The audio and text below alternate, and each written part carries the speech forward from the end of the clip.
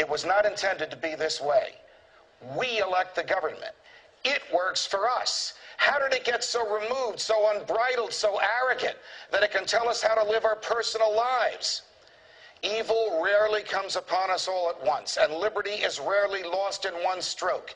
It happens gradually, over the years and decades and even centuries. A little stretch here, a cave-in there. Powers are slowly taken from the states and the people, and before you know it, we have one big monster government that recognizes no restraint on its ability to tell us how to live. It claims the power to regulate any activity, tax any behavior, and demand conformity to any standard it chooses. Many of you have asked, what can we do now about the loss of freedom? We can vote the bums out of their cushy federal offices. We can persuade the state governments to defy the feds in areas like health care, where the Constitution gives the federal government zero authority.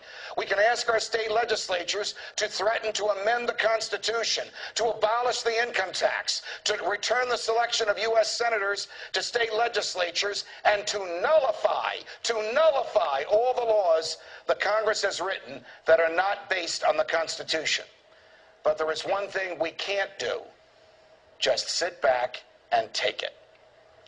So anyway, we're back. You listen to what the judge says, but let's go to the number one thing that Barney's new bill does. It makes bailouts permanent. That's Barney working for you. Remember the last bailouts?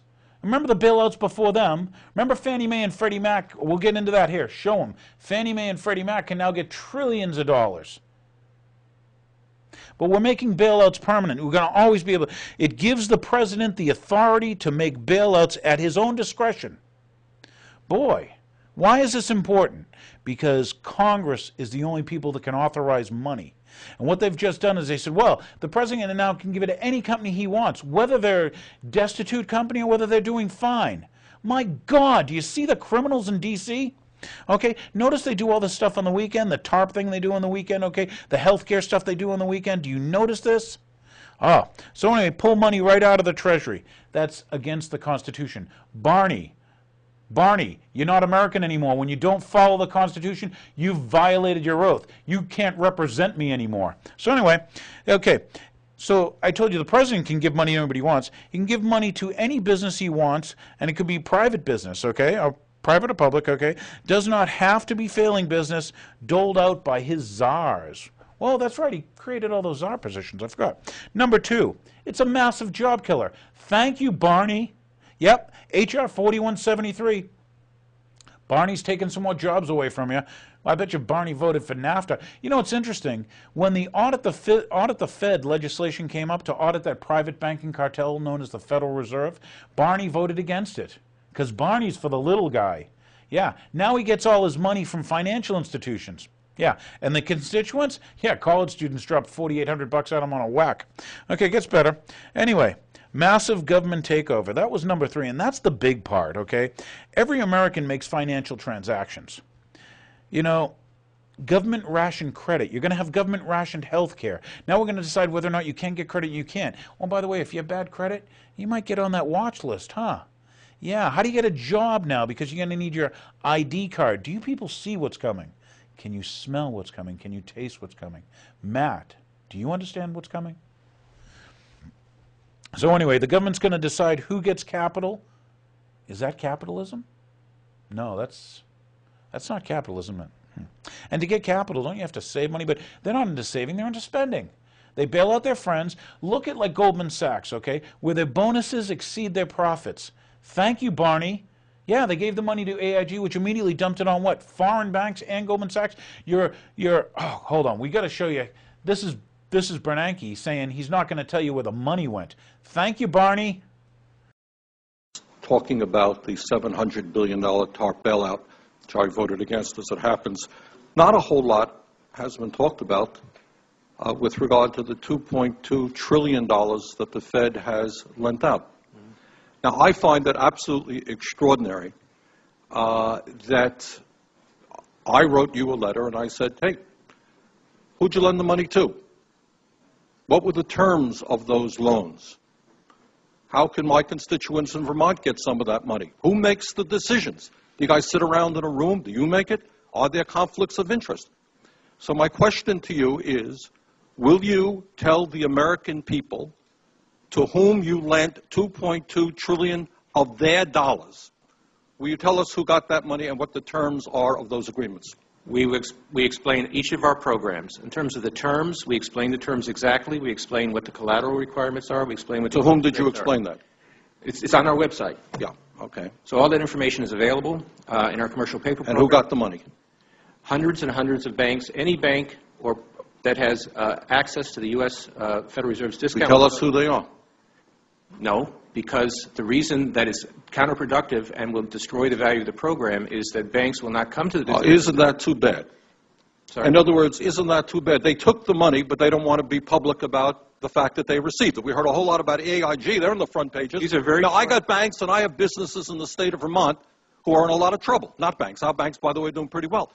Now, how do these guys who are honest business people get it? Do you have to be a large, greedy, reckless financial institution to apply for these monies? There is no subsidy. There is no capital involved. There is no gift involved. It is a collateralized, short-term liquid loan that is both over-collateralized and is recourse to the company itself. We have never lost a penny doing it.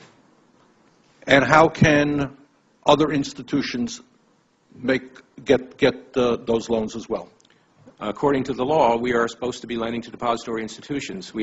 Let me just say this, Mr. Chairman. I have a hard time understanding how you have put $2.2 trillion at risk without making those names available, those institutions public. And we're going to introduce legislation today, by the way, to demand that you do that. It is unacceptable to me that that goes on. Stealing from my grandchildren. Barney, you are scum. I'm just not happy with Barney. All right.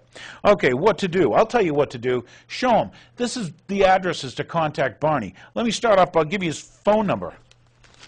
You ought to call Barney at 202-225-5931. That's 202-225-5931. The other thing, too, go visit his office in Newton. Go visit his office in Taunton. Here they are. Here's all Barney's offices. He's selling you out. Selling out your country. Just like the Patriot Act, they're railroading this thing through. Once again, putting it out there when most people have left, this is just like the income tax. This is like the Patriot Act, where it's given to them warm, printed at 3 o'clock in the morning. This thing's 1,300 pages long, okay? And what are they doing? They're selling you out. This is Barney Frank. Don't ever forget this. You viewers remember this. This is Barney Frank, a traitor to America. So anyway, this is just like the cap and trade bills. Shove them through, shove them through. It's interesting, too, because the other thing they're going to do is they're going to say, well, you've got 10 hours to discuss it in Congress, huh? This is like the GM takeover game. This is like the airliner bailouts. Wonder why all of a sudden, you know, the airliners are willing to put, what, genitalia scanning, you know, scanners in the airport. Why? Because they got bought off, too, in their bailout. The bailout's a game. You should all read a good book. The Creature from Jekyll Island. Tells you about bailouts. So anyway, yeah, Barney, representative. No, he's not a representative. He's a traitor. When you do unconstitutional things, I think that's against your oath. Isn't it, Barney? That's my thing. Okay, anyway. So anyway, remember problem, reaction, solution. This is how they do it. Problem, reaction, solution. They create a problem. Oh, there's a financial crisis. Then they have a reaction. Oh, we got to do something. Oh, the whole world's going to collapse. Yeah, remember Paulson, our Treasury Secretary? If we don't get this money, you know, there'll be people in the streets. There'll be martial law, he told people in Congress. And what did Barney do? Oh, yeah, you ought to see him smiling with Pelosi when they passed the stupid bailouts, okay? And the bailouts were nothing but thievery, theft from you. They didn't solve any problem. You see any problem solved? Don't think so. You know, this is nothing but theft by a bunch of criminals. They should be brought up on charges. They should be, like, sent to jail and let to rot. These people are stealing from your grandkids. It really irks me. So anyway, problem, reaction, solution. They create the problem. Then there's reaction. Of course, here they show up with a solution. My new financial services bill, 1,300 pages, gives the president the ability to spend money without seeing Congress. That's against the Constitution, Bernard. In case you're wondering. So anyway, railroading legislation. Once again, Patriot Act, Military Commissions Act. Let's go what Barney's been around for, okay? And once again, he was like at the bottom. Here, we'll give you a little quote. Let's tell you a little bit about where's the Barney.